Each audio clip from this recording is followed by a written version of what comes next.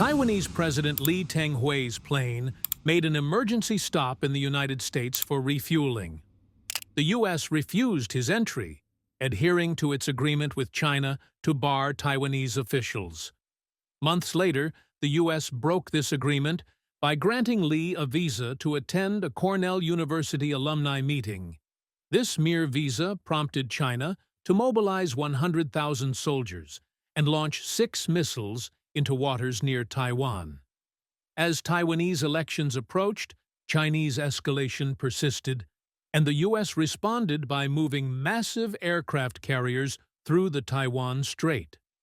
War nearly broke out, but was averted through diplomacy.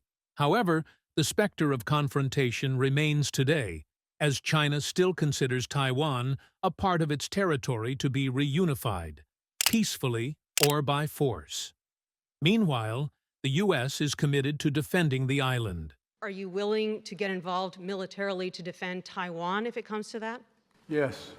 Beyond this issue, Washington and Beijing are on the brink of conflict over various matters, from trade and economics to geopolitics and technological and military supremacy.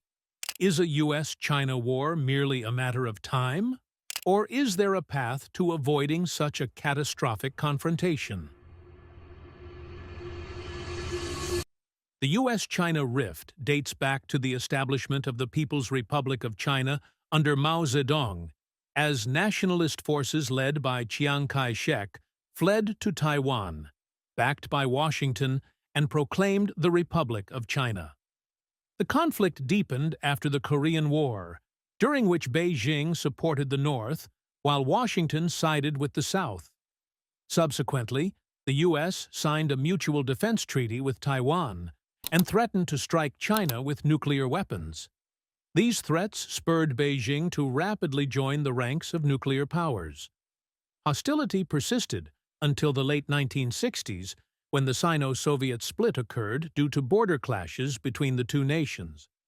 Nixon's administration saw this as an opportunity to repair U.S.-China relations. Relations began to thaw with a table tennis match between the two teams, followed by a secret visit from National Security Advisor Henry Kissinger, paving the way for Nixon's historic visit to meet Mao Zedong and sign the Shanghai Communique, marking the first normalization of relations between the two nations. Relations continued to improve under Carter, who granted China full diplomatic recognition and endorsed the One China principle, which states there is only one China, not two, a principle the U.S. still officially adheres to today. However, tensions re-emerged in the late 1980s when China violently suppressed the Tiananmen Square protests, killing hundreds of demonstrators calling for reform and anti-corruption measures. Tensions escalated further when China amassed forces near the Taiwan Strait. The peak came when NATO bombed the Chinese embassy in Belgrade during its operation in Serbia. China did not believe NATO's claims that the bombing was accidental, allowing protests to besiege its embassy. The turn of the millennium saw relations shift toward an economic focus, with the start of Deng Xiaoping's economic transformation plan, aimed at making Beijing the factory of the world. China's industrial machine expanded dramatically, with exports tripling within a decade as the country sought trading partners. The U.S. aimed to exploit China's economic growth to bring about political change, leading Clinton to sign the U.S.-China Relations Act, opening the door for China's entry into the World Trade Organization.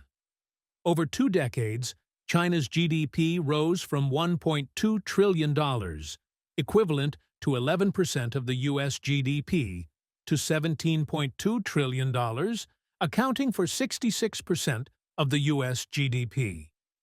Adjusted for purchasing power parity, China's economy surpassed the U.S. by at least 25%. Moreover, the U.S. trade deficit with China expanded, and Beijing became the second-largest foreign investor in U.S. debt. Despite its economic rise, China did not transform into a capitalist state as the U.S. had hoped. Instead, its cheap goods, copied technologies, and massive factories became a threat to the U.S., which quickly moved to defend its dominance. And we have to solve our trade deficit with China. We have $1 trillion trade deficit with China. Hundreds of billions of dollars a year we lose with China. And unless we solve that problem, I'm not going to make a deal. Trump launched what became known as the trade war against China, imposing tariffs on all its $550 billion exports to the U.S., labeling China a currency manipulator and blacklisting dozens of Chinese companies. China responded with tariffs on U.S. agricultural imports, prolonging a tit-for-tat conflict without a clear winner. Ironically, the trade war increased the U.S. trade deficit with China rather than reducing it. Biden shifted the conflict to a technology war focused on semiconductor manufacturing.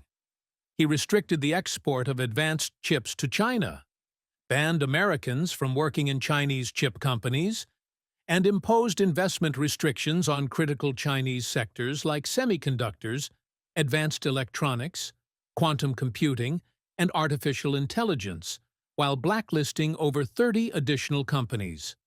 Biden's most notable move was his national security strategy, which identified China as the sole competitor with the intent and capability to reshape the international order. This strategy coincided with two key actions: NATO's official acknowledgement of the Chinese threat, for the first time, and the AUKUS Pact between the US, UK, and Australia, the first Western military alliance explicitly aimed at countering China. Such unprecedented escalation has long been anticipated by Beijing. Historically, China has been a peaceful power, disinclined toward war, defending only its own territory. Notably, the Great Wall of China, a 2,000-year-old defensive fortification, and Sun Tzu's philosophy of avoiding unnecessary wars epitomize this mindset. For centuries, China focused on land-based strength due to its vast geography and population. However, this changed in the past 2 decades with economic growth, expanding interests in Asia and Africa, and reliance on international navigation. China's military budget surged from $116 billion during Xi Jinping's ascent to $331 billion, nearly doubling in a decade. When factoring in wage differences, purchasing power, and unofficial expenditures, U.S. analysts estimate China's actual military spending at $700 billion, close to the U.S.'s $800 billion. China now has 370 warships, destroyers, and submarines, including 3 aircraft carriers, outnumbering the U.S. fleet in terms of quantity, though not yet in terms of power. It has increased its nuclear warheads to 500 and plans to double that figure by 2030. This massive military expansion exceeds China's declared goal of protecting its territory, waters, and global interests, suggesting preparations for a potential conflict. No one can predict when or where such a conflict might begin, whether in Taiwan, where China might attempt reunification by force, in the contested waters of the South China Sea, or elsewhere. A confrontation could involve traditional or nuclear warfare, be brief or prolonged, and may escalate to include new players. The certainty is that the first shot would irreversibly transform the world as we know it.